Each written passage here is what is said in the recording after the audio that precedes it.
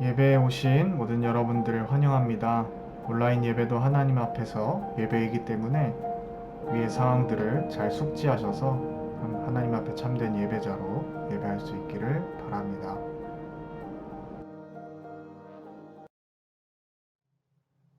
사도신경으로 우리 신앙 고백하도록 하겠습니다.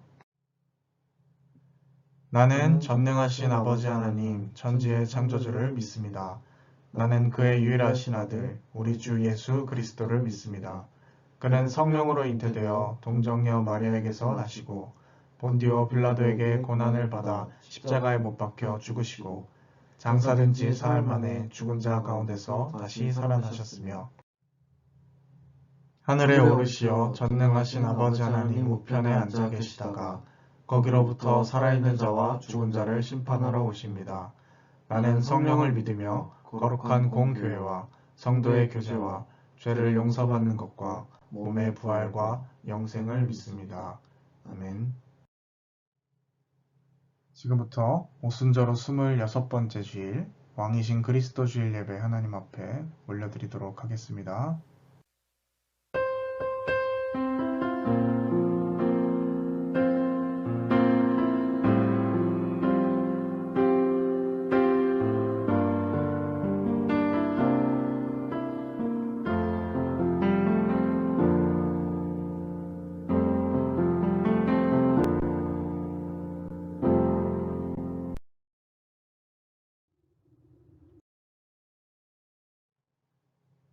왕이신 나의 하나님이여, 내가 주를 높이고 영원히 주의 이름을 송축하리이다.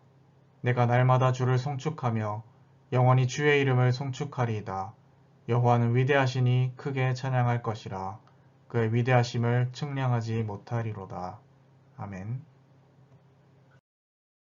왕이신 주님, 찬송과 경배를 올려드립니다. 교회력으로 한 해를 마무리하는 왕이신 그리스도 주일입니다. 부족한 저희들을 택하시고 매일 매순간 인도하여 주신 은혜를 생각하며 감사의 예배를 드립니다. 올 한 해를 온전하게 인도하여 주심 같이 우리의 인생이 다하는 날에도 주님께서는 친히 우리의 왕이 되시고 신앙생활에 승리한 저희들에게 의의 면류관을 주시며 영생으로 인도해 주실 줄로 믿습니다. 이 굳건한 믿음과 소망을 가지고 드리는 이 예배를 기쁘게 받아 주옵소서. 예수님의 이름으로 기원하옵나이다. 아멘. 성시교도 함께 하도록 하겠습니다. 여호와여, 다윗을 위하여 그의 모든 겸손을 기억하소서. 그가 여호와께 맹세하며 야곱의 전능자에게 서원하기를 내가 내 장막집에 들어가지 아니하며 내 침상에 오르지 아니하고 내 눈으로 잠들게 하지 아니하며 내 눈꺼풀로 졸게 하지 아니하기를. 여호와의 처소 곧 야곱의 전능자의 성막을 발견하기까지 하리라 하였나이다. 우리가 그것이 에브라다에 있다 함을 들었더니 나무밭에서 찾았도다. 우리가 그의 계신 곳으로 들어가서 그의 발등상 앞에서 엎드려 예배하리로다. 여호와여, 일어나사 주의 권능의 궤와 함께 평안한 곳으로 들어가소서. 주의 제사장들은 의를 옷 입고 주의 성도들은 즐거이 외칠지어다. 주의 종 다윗을 위하여 주의 기름 부음 받은 자의 얼굴을 외면하지 마옵소서. 내가 거기서 다윗에게 뿔이 나게 할 것이라. 내가 내 기름 부음 받은 자를 위하여 등을 준비하였도다. 내가 그의 원수에게는 수치를 옷 입히고 그에게는 왕관이 빛나게 하리라 하셨도다. 아멘. 이 시간 스크린 화면을 참조하셔서 공동으로 낭독하며 드리는 기도 함께 올려드리도록 하겠습니다. 사랑과 자비가 많으신 하나님 아버지, 오순절 절기를 모두 지나는 동안 저희들을 지켜주시고 변함없는 사랑으로 인도하여 주심에 감사를 드립니다. 그러나 하나님의 사랑을 받으며 성장해야 할 이 기간 동안 저희들은 믿음의 진보를 이루지 못했습니다. 주님은 사람의 외모를 보지 않으시고 중심을 보신다는 것을 잘 알고 있으면서도 저희들은 사람에게 잘 보이려는 목적으로 시장 어귀에서 기도했습니다. 왼손이 하는 일을 오른손이 모르게 하라는 말씀도 마음에 새기지 못하여 구제할 때마다 나팔 불기를 좋아했습니다. 이 땅에서 칭찬을 받으며 하늘에서 받을 상급이 없다는 사실을 깊이 생각하지 못하여서 이웃과 교우들이 알아주지 않는 것에 섭섭해하고 속이 상했습니다. 이 땅에 왕으로 임하여 모든 만민을 심판하실 주님이시여 우리의 이 모든 허물을 용서하여 주옵소서. 우리의 신앙이 진실하고 아름답게 성장하도록 도와주옵소서. 예수님의 이름으로 이 고백의 기도를 드립니다. 아멘. 이 시간 한 주간을 돌아보며 참여하는 기도 하나님 앞에 올려드리도록 하겠습니다.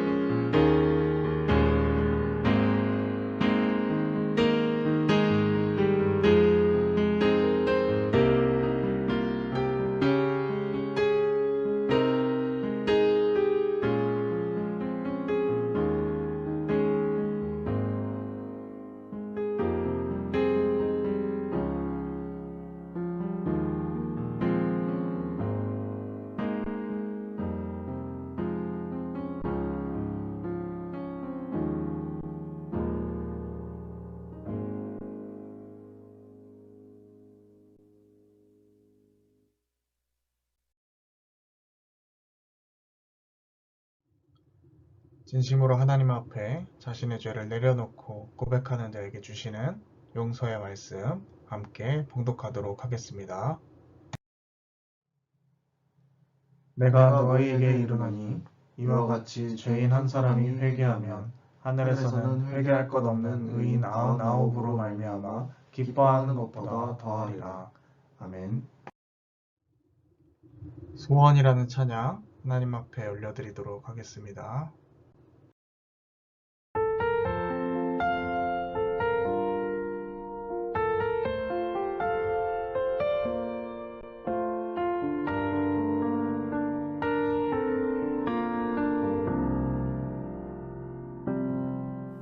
주님 내가 주의 장막을 사모합니다. 오직 주의 임재를 갈망합니다.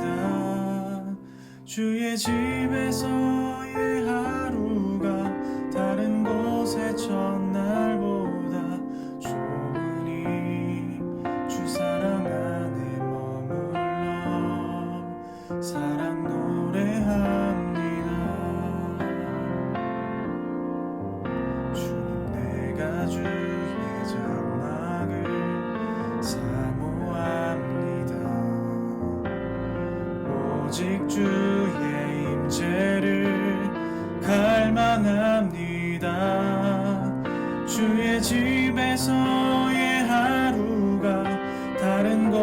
첫날보다 좋으니 주 사랑 안에 머물러 사랑 노래합니다.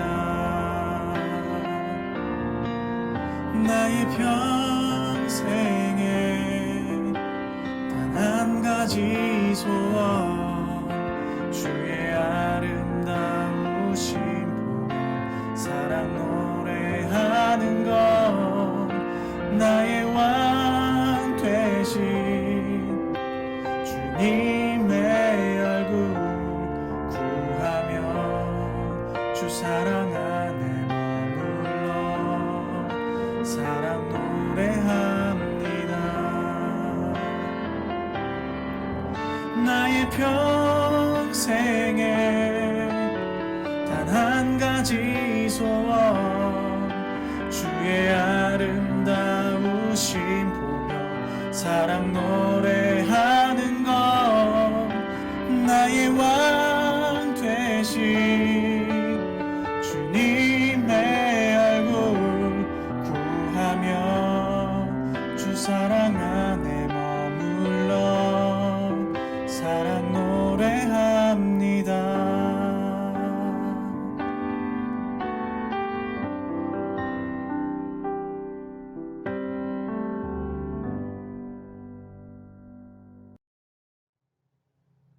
오늘 하나님께서 우리에게 주신 말씀은 요한복음 18장 33절부터 37절까지의 말씀입니다.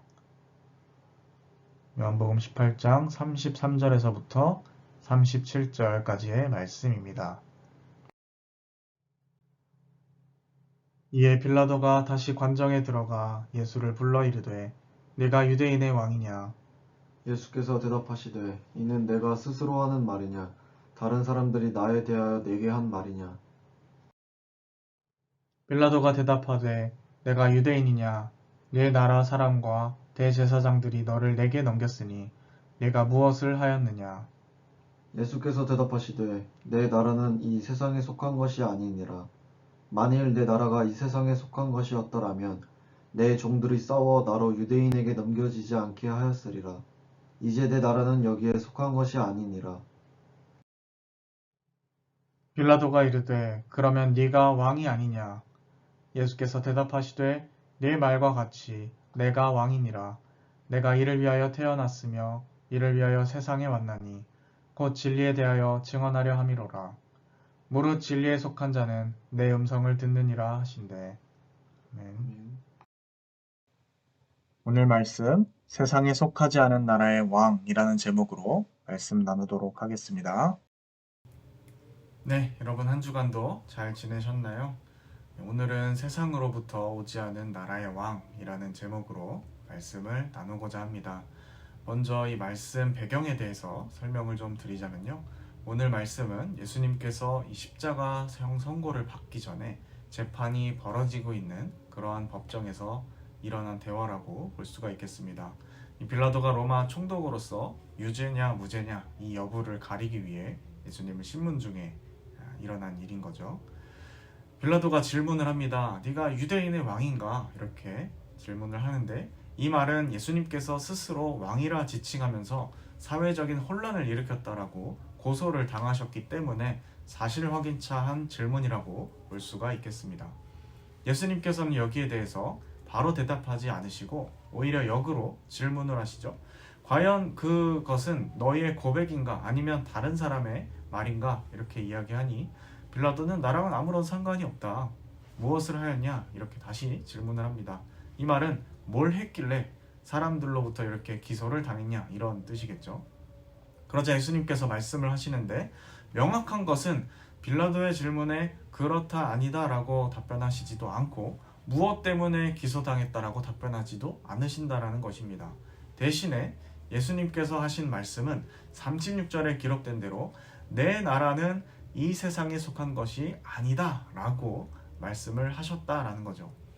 자, 내 나라는 이 세상에 속한 것이 아니다.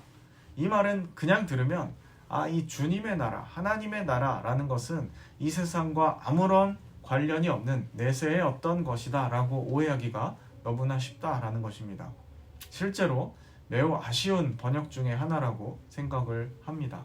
그러나 예수님의 이 말은 전혀 그런 뜻이 아니다라는 것이죠. 실제로 헬라어 원어를 살려서 번역을 해보면 내 나라는 이 세상으로부터 오지 않았다, 혹은 내 나라는 이 세상의 것이 아니다, 이런 의미에 가깝습니다.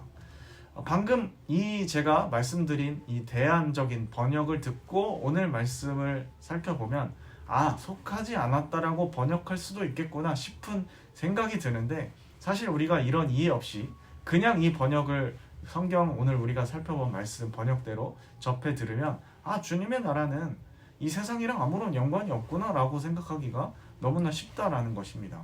이 엄청난 차이를 만들어내 버리는 거죠.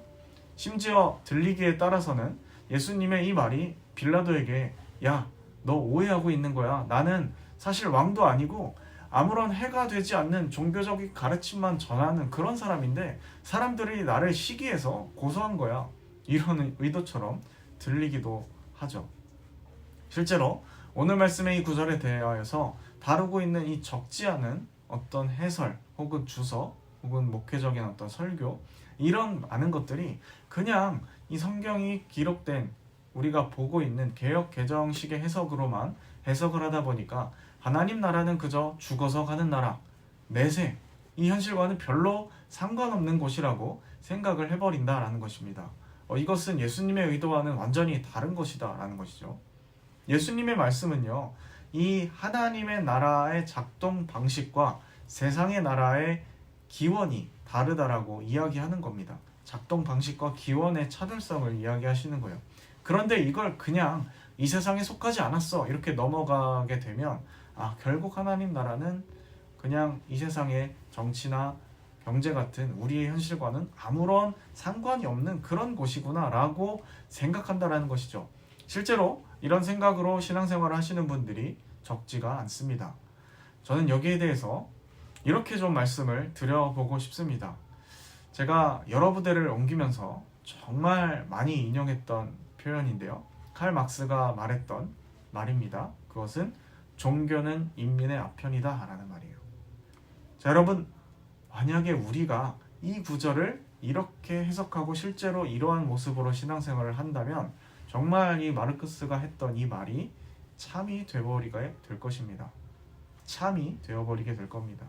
만약에 주님의 나라가 단지 그냥 현실의 여러 분야들과는 아무런 연관이 없고 그저 이 세상이 너무 힘들어서 잠시 도피하고자 만들어낸 그런 일종의 망상이라고 한다면 그런 종교는 정말로 마르크스의 말대로 현실을 잊게 만드는 그저 마약 같은 것일 뿐인 거죠. 사회를 바꾸는 아무런 힘도 없고 그저 내세, 이렇게만 가게 되는 겁니다. 저는 오히려 그러한 생각도 요새 해보게 됩니다. 요즘 메타버스, 3D로 가상현실을 대체 현실을 구현해내는 이런 기술을 가진 세상 속에서 이러한 방식의 종교라고 한다면 오히려 이 메타버스가 더 낫지 않겠냐라는 거죠. 그러나 여러분, 성경은 하나님 나라를 결코 이렇게 표현하고 있지 않다라는 것입니다. 성경이 말하는 하나님 나라는 이 현실을 잊게 만드는, 현실과 아무런 상관없는 그러한 나라가 아니다라는 것이죠. 여러분, 하나님의 나라는요, 단지 눈에 보이지 않을 뿐이지 이 땅에 존재하는 그 어떤 국가나 혹은 제국보다 훨씬 더 실제하는 그러한 나라입니다. 예수님이 말씀하시는 곳은요, 세상 한복판입니다. 로마의 통치력이 작동하는 가장 중심부, 그것도 재판부 법정에 지금 예수님께서 서 계신 거죠. 하나님의 나라가 세상과 다른 곳에 기원을 두고 있지만 분명히 영향력을 끼치고 있음을 말씀하고 계신 겁니다. 여기 지금 계신 분들, 그리고 유튜브를 통해서 함께 예배하시는 분들은 꼭 오해하지 않으시기를 바랍니다. 성경이 말하는 하나님 나라는 단지 죽어서 가는 죽은 세상이 아니다 라는 것이죠. 현실과 기원이 다를 뿐이지 명확히 존재하는 것, 더 나아가서 이 세상 전체를 바꾸고 새롭게 할 그 나라를 우리는 바라보는 것이고, 그분의 통치를 고백하며 살아가는 사람들, 그러한 사람들을 우리는 교회라고 부르는 겁니다. 그러면 주님이 다르다라고 한 점에 대해서 한번 우리가 또 생각해 볼 필요가 있겠죠. 자, 먼저 세상에 속한 나라, 즉 세상의 나라는 어떻게 영향력을 발휘하나요? 아무리 민주적인 국가라고 하더라도 이 공동선이라는 이 명목하에 어느 정도 강제하는 부분이 명확하게 존재하죠. 예를 들면 지금 여러분들이 이 젊은 날에 이렇게 군복무를 한다라든지, 아니면 우리가 일상 속에서 물건 같은 것을 구매할 때 10% 정도의 이 부가세가 자동으로 부과된다든지, 나중에 여러분들이 전역하시고 직장생활을 하다가 받는 월급에서 세금을 내야 하는 이 모든 것들이 이 국가의 영향력이라고 볼 수가 있습니다. 절대로 이 다스림은 추상적이지가 않죠. 아주 우리 삶에 명확하게 다가오는 것입니다. 예수님 당시에 이 로마 제국은요, 훨씬 더 강력하고 강제적인 영향력을 발휘했을 것이 뻔하죠. 일단은 전쟁을 통해서 식민 지배를 했으니까 이 부분은 말을 다 했다라고 표현할 수도 있을 것 같습니다. 힘으로 제압하여서 빼앗고 차지하고 그 상태로 현상을 유지한다. 그리고 그것을 평화라고 부릅니다. 팍스 로마나라고 하는 유명한 이 명제가 바로 이러한 것들을 표현하는 것이죠.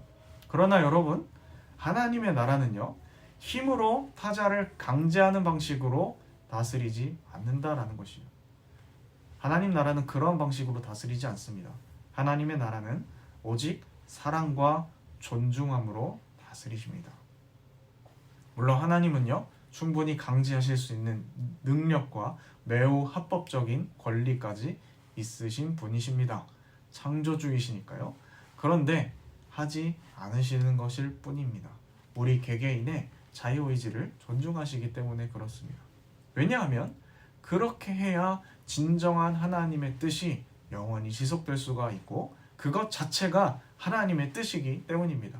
그래서 예수님께서 이 말씀을 하시고, 만약에 내 나라가 이 세상에 속한 것이었다면 내 종들이 싸워서 내가 유대인들에게 넘겨지지 않게 했을 것이다. 다시 말하면 내가 지금 이런 재판을 너의 앞에서 받지 않아도 될 거다. 왜냐? 힘으로 찍어 누르고 싸웠을 테니까. 그리고 하나님께서, 예수님께서 그 힘을 사용하셨더라면 훨씬 더 강한 힘을 충분히 쓰실 수 있으셨을 테니까. 그런데 그렇게 하지 않은 이유는 이 내 나라, 하나님의 나라가 세상으로부터 기원하지 않았으니까 라는 것입니다. 작동 방식이 다르니까 라고 지금 주님은 말씀하고 계신 거예요. 그러나 빌라도는 여기서 오해하는 겁니다. 아, 세상에 속하지 않았어? 없어? 그러면 네가 왕도 아니고 나라도 없는데 괜히 사람들이 오해한 거야? 이렇게 질문을 하니까 주님은 그건 아니다라고 답변하시면서 나는 왕이 맞다라고 답변을 하십니다. 그리고 진리에 속한 자는 이 음성을 듣는다라고 그렇게 말씀하시죠. 바로 여기에서 가장 중요한 하나님 나라의 통치 방식이 등장한 것입니다. 사랑과 존중으로 다스리는 나라, 그 나라의 원리에 따르지 않는다라고 해서 다른 어떤 물리적인 강제력을 행사하지 않는 그 하나님 나라가, 그런 나라가 어떻게 유지될 수 있는 것인가? 그 힘이, 그 나라를 유지시킬 수 있는 이 원동력은 어디서 나오는 것입니까? 바로 오늘 주님이 말씀하신 것처럼 진리에 있는 것이죠. 자, 여러분, 사랑과 존중만 있으면요, 하나님 나라가 유지되기가 어려울 것입니다. 왜냐하면 인간은 누구나 연약하고 존중 그 자체로 우리가 저절로 정화되거나 뭔가 개선되지 않는 그러한 존재니까요. 강제하지도 않는데 사람들이 자발적으로 그 나라의 법칙에 순종하려면 방법은 딱 하나밖에 없는 겁니다. 그것은 이 나라를 따르는 것이 나에게 훨씬 더 유익하고 이것이 바른 길이다 라고 판단될 때뿐인 거죠. 그것이 바로 진리인 겁니다. 우리가 믿음 안에서 하나님 나라가 유일한 진리이고 따라할 길이라는 것을 우리가 깨닫게 될 때, 우리에게 아무런 강제력이 없다 하더라도 우리는 주님께 순종하면서 그 하나님의 나라의 통치에 들어갈 수 있는 것입니다. 그게 바로 진리에 속한 자라고 오늘 말씀은 표현해내고 있는 것이죠. 여러분, 걱정할 필요가 하나도 없습니다. 아니, 이렇게 아무런 강제력이 없는 자유로운 나라가 도대체 어떻게 유지되냐? 진리 안에서 우리가 선택한다라고 한다면 강제력이 없어도 된다라는 것입니다. 마치 내가 좋아서 하면 사서 고생도 하는 것처럼 말이죠. 예수님의 말대로 하나님의 나라는 실제로 우리의 삶을 다스립니다. 단 진리에 속한 자에 한하여 사랑과 존중으로 통치합니다. 어떤 조직과 기관을 가진 나라의 왕이 아니라 진리 안에 설득된 사람들의 나라, 그래서 순종할 준비가 된 사람들에게만 왕 노릇하는 왕이라는 거죠. 예수님이 바로 그러한 의미에서 우리의 왕이십니다. 자, 예수님의 이 대답이 그래서 아리송하게 들릴 수가 있습니다. 세상의 왕과는 애초에 차원이 다른 방식으로서 통치하시고 예수님은 그러한 면으로 왕이시기 때문이시죠. 왕이다 아니다 라고 대답하는 것 자체가 사실은 완전히 그 의도를 전달하기가 어렵기도 한 것입니다. 예수님을 세상의 방식으로 보면 분명히 왕이 아니라고 할 수도 있습니다. 그러나 주님은 진리 안에서 진리의 음성을 듣고 설득된 사람들을 다스리는 왕이십니다. 우리가 이것을 놓치게 되면 우리는 단지 예수님을 어떤 개인의 윤리만을 가르친 훌륭한 모범적인 선생님, 교사로서 오해를 하게 되겠죠. 그냥 개인이 적당히 착하게 살면 되는 것이 아니냐? 여러분, 성경은 그렇게 우리에게 이야기하지 않는다라는 것입니다. 내 나라는 여기에 속하지 않는다를 그냥 그런 나라는 없다라고 여겨버리면 이렇게 되는 겁니다. 그저 하나님 나라는 관념 속의 나라인 거죠. 그러나 하나님 나라는 관념이 아닙니다. 분명한 것은 하나님께서는 진리 안에서 지금도 순종하는 사람들을 통해 역사하고 계시다라는 것이에요. 주님의 나라는 경험하는 사람만이 알아들을 수 있는 그러한 말이라는 것입니다. 사실 신앙이 전혀 없는 분들이 보기에 지금 성경이 여기에서 표현하고 있는 모든 방식, 그리고 제가 지금 여러분들에게 설명하는 이러한 모든 것들이 그저 말장난처럼 느껴지실 수도 있을 거라고 생각을 해요. 하나님 나라의 다스림이 뭔지 우리가 매일의 삶에서 직접 경험하지 않으면 우리는 그것을 자꾸 눈에 보이는 형태로 수준을 낮추어서 생각하기가 쉽다라는 말씀입니다. 이것은 예수님을 믿고 구주로 영접하고 심지어 하나님의 다스림과 하나님 나라를 일부 경험했던 신앙생활을 하는 사람들에게도 똑같이 해당할 수 있습니다. 실제로 많은 자유주의 신학자들이 그래서 예수가 말하는 하나님 나라는 그저 윤리적인 가르침을 실천하는 그러한 나라다. 예수님의 가르침에 감명받은 사람들 개개인이 모여서 착하게 사는 것, 그것이 하나님 나라다. 실제로 하나님 나라는 없는 거다. 이렇게까지 가게 되는 거예요. 그래서 방금 말씀드린 것처럼 신앙생활을 좀 하신 분들도 이렇게 생각하기가 참 쉽다라는 것이죠. 왜 저는 그 진리 안에서의 하나님의 다스림 이런 것들을 잘 못 느끼겠죠? 별로 잘 와닿지 않는데요? 라는 생각이 혹시 드신다면 말씀 그대로를 잘 생각해 보십시오. 아무나 강제하지 않고 진리 안에서 순종하는 사람들을 통치하는 나라가 하나님 나라라고요. 만약에 그것을 내가 못 느낀다라고 한다면 우리는 그 말씀과 진리에 불순종하기 때문이다 라고 말할 수가 있는 겁니다. 물론 우리가 연약하기 때문에 늘 순종만 하면서 살아갈 수는 없어요. 때로는 우리가 불순종하기도 하죠. 그러나 그 불순종이 계속 습관이 되고 그것이 관성이 되어서 이어지게 되면 우리가 영적인 불감증에 빠지게 된다는 거예요. 하나님 나라가 뭔지 모르겠어. 하나도 느껴지지 않아. 만약에 우리의 신앙생활 하는 것이 혹은 기도 생활 혹은 예배하는 이 순간들이 즐겁고 사람들을 섬기는 것이 전혀 설레지 않는다라고 한다면 우리가 정말 진리 안에 서 있는 게 맞는가? 여러분 다시 한번 확인해 보시기 바랍니다. 기억하십시오. 내 눈에 안 보인다고 나에게 느껴지지 않는다고 해서 그 나라가 없는 것이 아닙니다. 하나님 나라는 지금도 실제하고 진리 안에서 주님은 오늘도 순종하는 자들을 통하여서 역사하시고 다스리십니다. 우리나라가 일제 지배 아래 있을 때 많은 신앙의 선배들이 기독교 신앙을 가지고 독립운동에 가담한 이유도 바로 여기에 있는 거예요. 하나님 나라를 아는 사람, 그 나라에 순종하는 사람들은요, 현실을 그저 망할 세상이라고 푸념하거나 무관심하게 살아가지 않는다라는 것이에요. 오히려 하나님께서 통치하시는 그 나라, 그 다스림이 우리의 현실 세계에 이루어지도록 헌신하면서 살아가는 것이죠. 미국에서 흑인 그 노예 해방운동을 벌였던 수많은 사람들도 같은 원리라고 볼 수가 있는 겁니다. 이런 것들이 바로 실전 신앙이다라고 말할 수가 있겠죠. 여러분 마침내 이 하나님께서 심판의 때가 되시면요, 이 땅에 존재하는 모든 잘못된 것들, 죄악의 것들, 이런 것들을요 계속해서 두고 보시고 방치하는 것이 아니라 바로 잡으실 그러한 때가 온다라는 것입니다. 마지막 때, 지난주에 나눈 것처럼 심판의 때 이런 일들이 일어납니다. 그러나 지금은 심판의 때는 아니죠. 마지막 때에 접어들었을 뿐인 겁니다.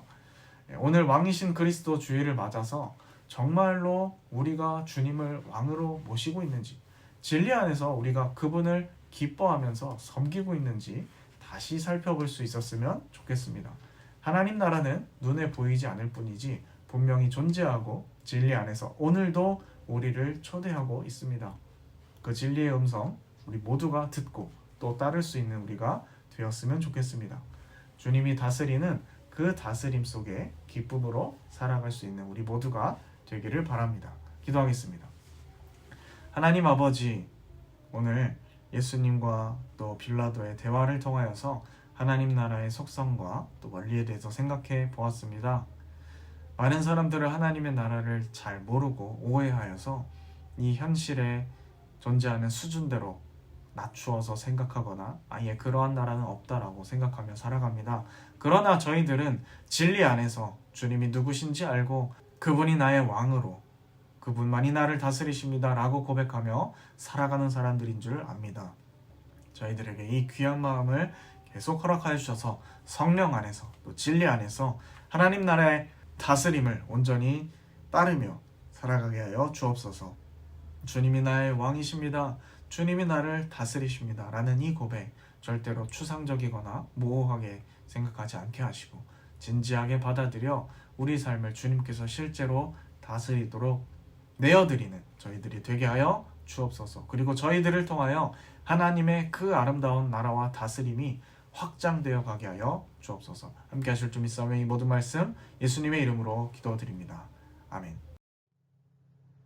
준비하신 예물 올려드리면서 하나님께 봉헌 찬양 올려드리겠습니다. 예수로 살리 함께 찬양하도록 하겠습니다.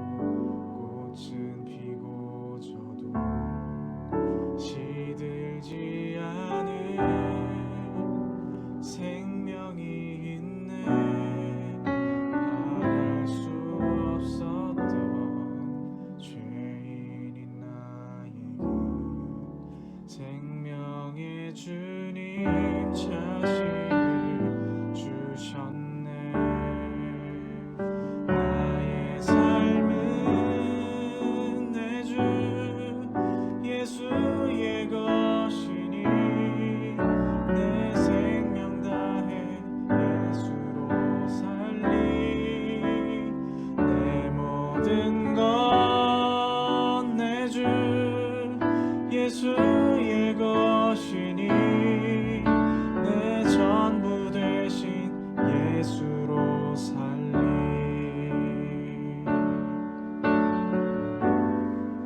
바람이 스치듯 삶은 지나가도 꺼지지 않은 소망이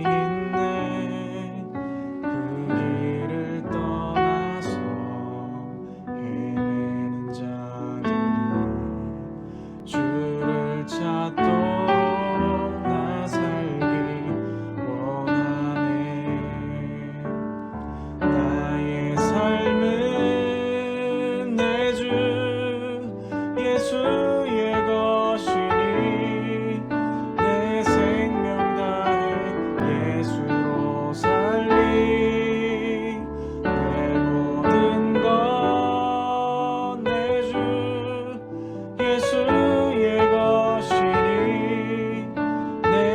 전부 되신 예수로 살리 그런즉 이제는 나 산 것 아니요 내 안에 주께서 사시는 것이라 그런즉 이제는 나 산 것 아니요 내 안에 주께서 사시는 것이라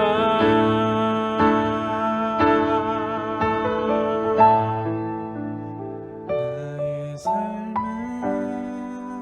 내 주 예수의 것이니 내 생명 다해 예수로 살리 내 모든 건 내 주 예수의 것이니 내 전부 되신 예수로 살리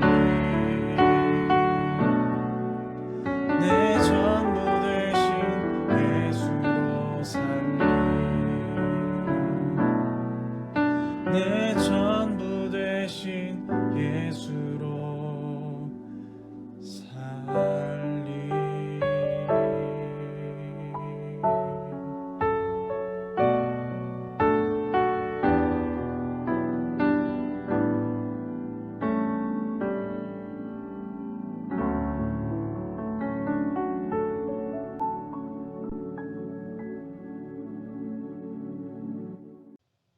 하나님 아버지, 오늘도 주님 전에 나와 하나님을 찬양하고 귀한 말씀을 통하여 깨달으며 결단하게 하심을 감사드립니다. 진정으로 우리가 말씀을 통해 배운 것처럼 주님을 우리의 통치자로서 왕으로서 섬기며 살아가는 인생들 다 되게 하여 주옵소서. 우리의 힘과 결단으로 안 되오니 주의 성령께서 우리를 인도하여 주셔서 주장하여 주시고 우리가 주님께서 기뻐하시는 삶을 이뤄내도록 우리의 삶을 도와 주옵소서. 함께 하실 줄 믿사오며 이 모든 말씀 예수님의 이름으로 기도드립니다. 아멘. 네, 교회 소식 전달 드리도록 하겠습니다. 경비단교회 찬양팀 모집 안내입니다. 관심 있는 분들 누구나 참여가 가능하시니까 본부대 군정 형제에게 문의하셔서 함께 동참해 주시기를 바랍니다. 두 번째 광고입니다. 간부가족 예배 참여 제한에 관한 안내입니다. 간부의 경우 건반 뒷자리석 이용을 해주시면 감사하겠고요. 그리고 간부 가족의 출입을 위한 조치 중에 있기 때문에 11월 말에 재판단 예정이니까 기다려 주시면서 또 기도함으로 함께 참여해 주셨으면 좋겠습니다. 이상입니다. 죽도록 모든 예배 순서 마치도록 하겠습니다. 지금은 우리 구주 예수 그리스도의 은혜와 하나님 아버지의 극진하신 사랑하심과 성령의 인도 역사 충만케 하심이 오늘 함께 말씀을 듣고 정말로 진리 안에서 주님을 나의 왕으로 모시며 그분의 통치 아래서 하나님 나라의 가치관을 가장 최우선의 가치로 삼고 우리의 일상을 그렇게 하나님께 내어드리며 살아가기를 마음속에 다짐하는 주님의 자녀들, 백성들 머리 위에 지금부터 영원까지 함께 없시기를 축원하옵나이다. 아멘.